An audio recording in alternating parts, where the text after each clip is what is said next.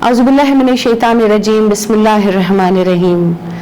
नाज़रीन, अल्लाह के फ़ज़ल से आज हमको फिर वो दिन नसीब हो रहा है कि जो अल्लाह रब्बुल इज़्ज़त का पसंदीदा तरीन दिन है, जुमे का दिन है। सरकार अलैहिस्सलाम की बारगाह अक़दस पे दुरूद व सलाम के नजराने भेजिए। अल्लाह ताला के आगे अपने हाथों को और दामनों को फैला दीजिए और अल्लाह ताला से बेइंतहा दुआएं मांगे कि यकीनन वो दुआओं को सुनता है, उन्हें कबूल फरमाता है, और जब वो कबूल होके हमारी ज़िंदगियों में शामिल होती हैं तो हमारी ज़िंदगियों के रंग ही बदल जाते हैं। बंदगी हमने छोड़ दी है फराज, बंदगी हमने छोड़ दी है फराज, क्या करें जब लोग खुदा हो जाएं। ये वक्त इंसान के ऊपर किस वक्त आता है? ये वक्त इंसान के ऊपर उस वक्त आता है कि जब मैं कुरान की सूरह हुमज़ा के पहली आयत को पढ़ती हूँ, वैलुल लिकुल्लि हुमज़तिन लुमज़ा, खराबी है, बदबख्ती है ऐसे लोगों की कि जो दूसरों के ऐब ढूंढते हैं और उनके ऊपर तोहमत लगाते हैं।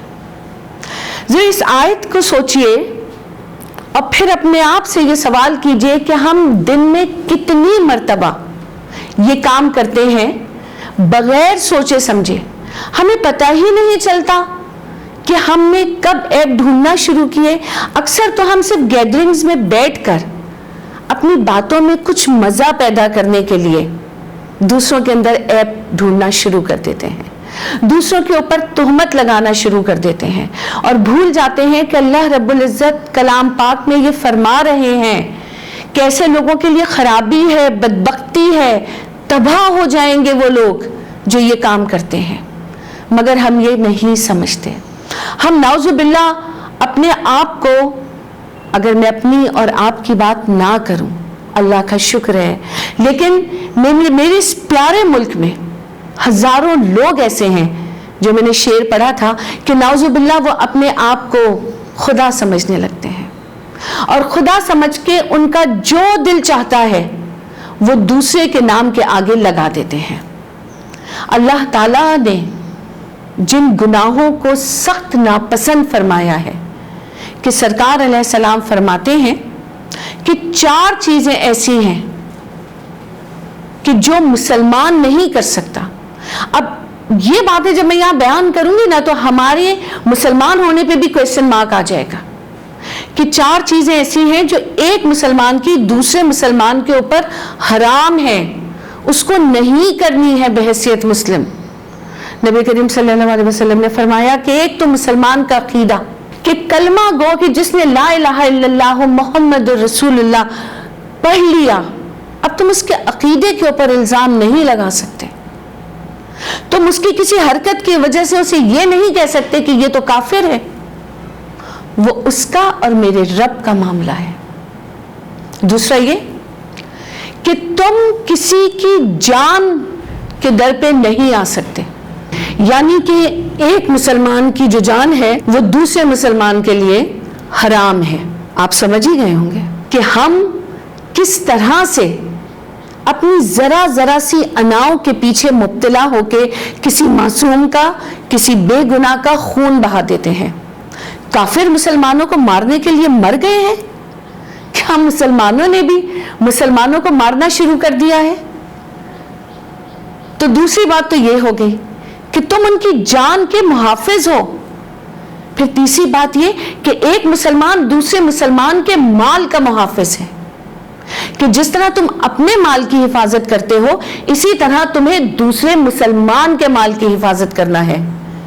यहां तो हम बैठे होते हैं इंतजार में कि कब हमें मौका मिले और हम उसका माल हड़प कर जाएं और हम उसका माल हड़प कर जाएं।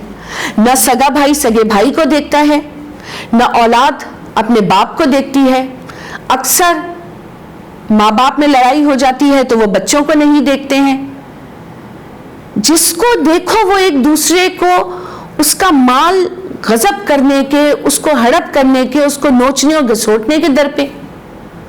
और चौथी बात ये कि तुम किसी की इज्जत को खराब नहीं कर सकते, किसी के ऊपर इल्जाम तराशी नहीं कर सकते, किसी के ऊपर बहतान नहीं लगा सकते, किसी के ऊपर तोहमत नहीं लगा सकते।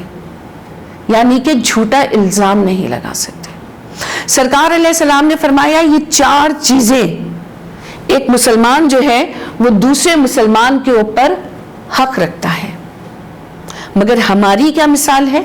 ڈر ہے چبا نہ جائیں کلیجہ نکال کر، ڈر ہے چبا نہ جائیں کلیجہ نکال کر، رہتے ہیں تیرے شہر میں ہندہ مزاج لوگ، کہ ہمارے چاروں طرف، اب میں نے جو آپ کو ایک حدیث کا مفہوم بیان کیا تو سوچئے کہ اس شعر کو اگر میں دیکھوں تو ہمارے چاروں طرف یہ جو ہندہ مزاج لوگ بیٹھے ہیں ایک دوسرے کا کلیجہ چبانے کے لیے، تو انسان پناہ کہاں ڈھونڈے کہ اس کو اپنے ملک میں سکون نہیں، اپنے شہر میں سکون نہیں، اپنے گھر میں سکون نہیں، اپنے آس پڑوس سے اس کو حفاظت کا احساس نہیں ہوتا۔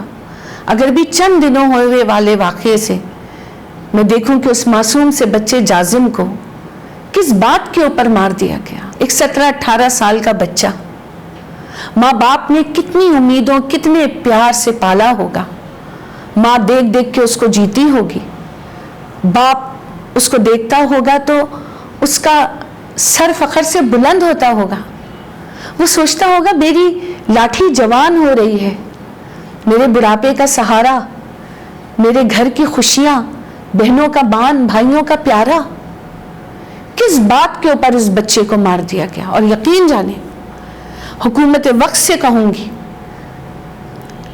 چیف منسٹر آف سندھ سے کہوں گی کہ اگر اس بچے کے قاتلوں کو آپ نے سزا نہیں دی، اس کو نہیں ڈھونڈا گیا، تو قیامت کے دن اللہ رب العزت کی بارگاہ میں بڑا کڑا حساب دینا ہوگا۔ امام احمد حنبل کے زمانے میں اگر کوئی جھوٹی گواہی دیتا تھا تو اس کو تا زندگی گواہی دینا تو چھوڑے، اگر وہ امامت کرتا تھا تو اس سے امامت کا اختیار چھین لیا جاتا تھا۔ حضرت امام شافعی رحمۃ اللہ علیہ نے کتنی خوبصورت بات کہی کہ اپنی زبان کو، اپنے الفاظ کو ایسے ہی خرچ کرو جیسے کہ اپنے مال کو خرچ کرتے ہو۔ ہم اپنے روپے پیسے کو کتنا سوچ کے خرچ کرتے ہیں، کہاں کریں کہاں نہ کریں، کدھر فائدہ ہے کدھر نقصان ہے، تو بھائی زبان کے تیر بھی چلاتے ہوئے کبھی سوچ لیا کرو۔ ناظرین اگر غور سے سوچئے اور دیکھیے تو زمانہ بہت زیادہ تبدیل نہیں ہوا، فرق یہ ہے کہ پہلے دنیا پتھر کی تھی اور آج کے زمانے میں انسان پتھر کے ہیں، کوئی فرق ہی نہیں پڑتا، کوئی مرے کوئی جیے، کسی کو کوئی نقصان پہنچے، ہمارا کام پورا ہونا چاہیے، ہماری کسی بات سے کس کو کیا تکلیف پہنچ گئی ہمیں فرق نہیں پڑنا چاہیے، ہماری محفلوں میں مزہ آنا چاہیے، ہمارے دل کو سکون ملنا چاہیے، کسی کی عیب جوئی کر کے، کسی پہ تہمت لگا کے، کسی کو برا بنا کے اگر ہم کو خوشی ملتی ہے اور ہم کو کوئی اچھا سمجھ لیتا ہے تو ہمارے لیے یہ کافی ہونا چاہیے۔ ہم یہ بھول جاتے ہیں کہ قبر میں جاتے ہوئے اگر اپنے ساتھ کچھ اعمال لے بھی جائیں تو یقین مانے کہ قیامت کے دن اٹھتے ہوئے ہمارے پاس کچھ نہیں ہوگا۔ زندگی کو بہت دھیان کے ساتھ گزارنے کی ضرورت ہے۔ ناظرین اشفاق احمد کو پڑھ رہی تھی تو ان کا ایک قصہ میں نے پڑھا، آپ سے ضرور شیئر کرنا چاہتی ہوں کہ کسی نے ان سے پوچھا کہ زندگی گزارنے کا کوئی اچھا طریقہ بتا دیں، تو انہوں نے کہا کہ زندگی گزارنے کا اچھا طریقہ جان کے کیا کرو گے، تو موت کو اچھا بنانے کا طریقہ سوچو۔ تو پوچھنے والا شخص بڑا حیران ہوا اور پھر اس نے کہا کہ چلیں موت کو ہی اچھا بنانے کا طریقہ بتا دیں۔ تو اشفاق احمد نے کہا کہ کسی ایک کی زندگی سنوارنا شروع کر دو۔ آج آپ کو بھی یہی پیغام دوں گی اشفاق احمد کی طرح کہ عیدی نہیں بن سکتے آپ۔ ہمارے یہاں یہ ہے کہ یا تو عیدی بن جاؤ یا کچھ بھی نہ کرو۔ صرف ایک شخص، کسی بھی ایک شخص کو چن لیجئے اور اس کی زندگی سنوارنے کا بیڑا اٹھا لیجئے کہ مجھے اس کی زندگی سنوارنی ہے، کیونکہ اس کی زندگی سنورے گی آپ کی آخرت سنورے گی، اس کی زندگی خوبصورت بنے گی آپ کی موت خوبصورت بنے گی۔ ہمیں زندگی کے ساتھ ساتھ اپنی موت کو، اپنی آخرت کو بھی خوبصورت بنانا ہے، اپنے گھروں کے ساتھ ساتھ اپنی قبر کو بھی خوبصورت بنانا ہے۔ یہ ریئلٹی ہے، ہم اسے بھول نہیں سکتے۔ हम इसे छोड़ नहीं सकते। पाकिस्तान इस वक्त बेशुमार परेशानियों का शिकार है। हम आए दिन देखते हैं, कल ही कराची में जो कुछ हुआ सिटी कोर्ट में, आपने वो सब भी देखा। ये क्या है? ये इंतशार है, ये लोगों की परेशानियां हैं, ये हसद है, ये नफरत है, ये जलन है, ये एक दूसरे की ऐब जोई है, ये इल्ज़ाम तराशियां हैं। ये क्या है? ये नफरतें कब रुकेंगी? कि पाकिस्तान तो वाकई मुझे अब ये कहता हुआ नजर आता है अपने हर पाकिस्तानी से कि अपनी तामीर उठाते तो कोई बात भी थी, अपनी तामीर उठाते तो कोई बात भी थी। तुमने एक उम्र गंवा दी मेरी मस्मारी में, कि हमने तो अब पाकिस्तान को मस्मार करना शुरू कर दिया है।